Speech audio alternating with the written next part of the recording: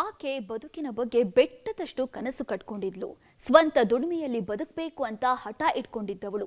ವಕೀಲೆಯಾಗಿ ನೊಂದವರಿಗೆ ನ್ಯಾಯ ದೊರಕಿಸಿಕೊಡಬೇಕು ಅಂತ ಅನ್ಕೊಂಡಿದ್ದವಳು. ಆದ್ರೆ ಆಕೆ ಇಟ್ಟ ತಪ್ಪು ಹೆಜ್ಜೆಯಿಂದ ಜೀವವನ್ನೇ ಕಳ್ಕೊಂಡಿದ್ದಾಳೆ. ರಸ್ತೆಯಲ್ಲಿಯೇ ಅಡ್ಡ ಹಾಕಿದ ಕ್ರಿಮಿ ಅಡ್ಡಾದಿಡ್ಡಿ ಚುಚ್ಚಿ ಕೊಂದೇ ಬಿಟ್ಟಿದ್ದಾನೆ.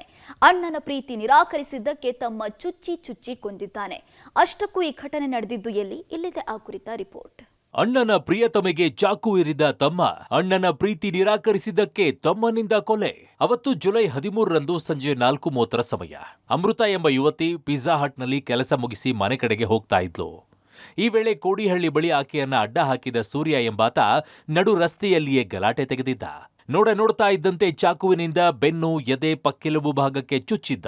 ತೀವ್ರವಾಗಿ ಗಾಯಗೊಂಡಿದ್ದ ಆಕೆಯನ್ನ ಖಾಸಗಿ ಆಸ್ಪತ್ರೆಗೆ ದಾಖಲಿಸಲಾಗಿತ್ತು. ಯುವತಿಯನ್ನ ಚಾಕುವಿನಿಂದ ಚುಚ್ಚಿ ಅಟ್ಟಹಾಸ ಮೆರೆದ ಕ್ರಿಮಿಯನ್ನ ಸಾರ್ವಜನಿಕರು ಥಳಿಸಿ ಪೊಲೀಸರಿಗೆ ಒಪ್ಪಿಸಿದ್ರು. LLB 4ನೇ ವರ್ಷದ ವಿದ್ಯಾರ್ಥಿನಿಯಾಗಿದ್ದ ಅಮೃತ ಮನೆಯವರಿಗೆ ಹೊರೆಯಾಗೋದು ಬೇಡ ಅಂತ ಮನೆ ಹತ್ತಿರವೇ ಇದ್ದ ಅಂಗಡಿಯಲ್ಲಿ ಕೆಲಸ ಮಾಡ್ತಾ ಇದ್ಲು. ಆದ್ರೆ ಪಾಪಿಯ ಕ್ರೌರ್ಯಕ್ಕೆ ಆಕೆ ನಲುಗಿ ಹೋಗಿದ್ದಳು. ಚಿಕಿತ್ಸೆ ಫಲಿಸದೆ ಸಾವನ್ನಪ್ಪಿದ್ದಾಳೆ.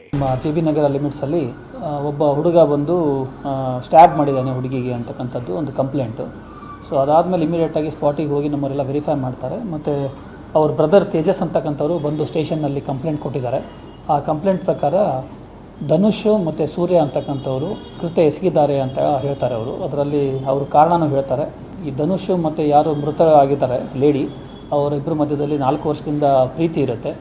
ಸೊ ಇತ್ತೀಚೆಗೆ ಒಂದು 4-5 ಮಂತ್ಸಲ್ಲಿ ಬ್ರೇಕಪ್ ಆಗಿರುತ್ತೆ. ಅದನ್ನು ಬ್ರೇಕಪ್ ಆಗಿದ್ದಕ್ಕೆ ಇವರು ಈ ಥರ ಹೊಡೆದಿದ್ದಾರೆ ಅಂತಕ್ಕಂಥದ್ದು ಕಂಪ್ಲೇಂಟ್. ಸೊ ಇಮಿಡಿಯೇಟಾಗಿ ನಮ್ಮವರು ಸೋಕೋ ಟೀಮು ಅದೆಲ್ಲ ಹೋಗಿ ವೆರಿಫೈ ಮಾಡ್ತಾರೆ.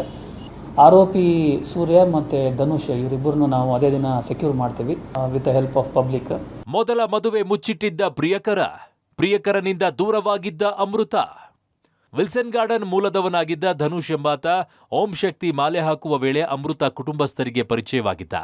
ಅದೇ ಪರಿಚಯ ಇಬ್ಬರ ನಡುವೆ ಪ್ರೀತಿ ಹುಟ್ಟುವಂತೆ ಮಾಡಿತ್ತು. ಇಬ್ಬರು ಪರಸ್ಪರ ಪ್ರೀತಿಯಲ್ಲಿ ಬಿದ್ದಿದ್ರು.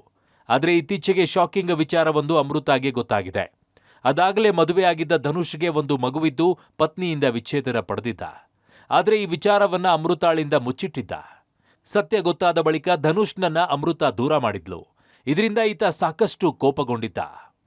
ಅಣ್ಣ ನೋವು ಪಡ್ತಾ ಇರೋದು ಧನುಷ್ನ ತಮ್ಮ ಸೂರ್ಯನಿಗೆ ಸಹಿಸಿಕೊಳ್ಳೋಕಾಗ್ಲಿಲ್ಲ. ಅಣ್ಣನಿಗೆ ಸಿಗದವಳು ಯಾರಿಗೂ ಸಿಗಬಾರದು ಅಂತ ನಿರ್ಧರಿಸಿಬಿಟ್ಟಿದ್ದ.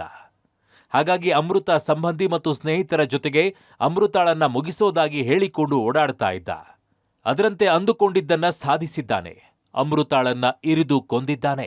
ಈಗ ಧನುಷ್ ಇವರು ಆಲ್ರೆಡಿ ಮದುವೆ ಆಗಿರ್ತಕ್ಕಂಥವ್ರು. 1 ವರ್ಷದಲ್ಲೇ ಇವರು ಡೈವೋರ್ಸ್ ಪಿಟಿಷನ್ ಹಾಕ್ಕೊಂಡಿರ್ತಾರೆ. ಸೊ ಇವ್ರಿಗೊಂದು ಮಗುನೂ ಇದೆ ಅಂತಕ್ಕಂಥದ್ದು ತನಿಖೆಯಲ್ಲಿ ಇಲ್ಲಿವರೆಗೆ ಕಂಡು ಬಂದಿದೆ.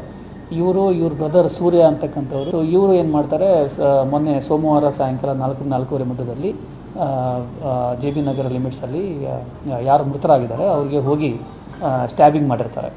ಇದರಲ್ಲಿ 307 ಜೊತೆಗೆ ನಾವು 302 ಅಂದರೆ ಮರ್ಡರ್ ಕೇಸನ್ನು ನಾವು ಇನ್ವೋಕ್ ಮಾಡಿದ್ದೇವೆ, ಸೆಕ್ಷನ್ಸನ್ನು ನಾವು ಇನ್ವೋಕ್ ಮಾಡಿದ್ದೇವೆ. ಘಟನೆ ಸಂಬಂಧ FIR ದಾಖಲಿಸಿಕೊಂಡಿದ್ದ ಜೀವನ್ ಭೀಮಾನಗರ ಠಾಣೆ ಪೊಲೀಸರು ಆರೋಪಿಗಳಾದ ಧನುಷ್ ಹಾಗೂ ಸೂರ್ಯನನ್ನ ಬಂಧಿಸಿ ವಿಚಾರಣೆ ನಡೆಸ್ತಾ ಇದ್ದಾರೆ. ಇತ್ತ ಅಮೃತ ಮೃತದೇಹ ಮರಣೋತ್ತರ ಪರೀಕ್ಷೆ ಬಳಿಕ ಕುಟುಂಬಸ್ಥರಿಗೆ ಹಸ್ತಾಂತರಿಸಿದ್ದು ಸಂಬಂಧಿಕರ ಆಕ್ರಂದನ ಮುಗಿಲು ಮುಟ್ಟಿತ್ತು. News desk, Public TV.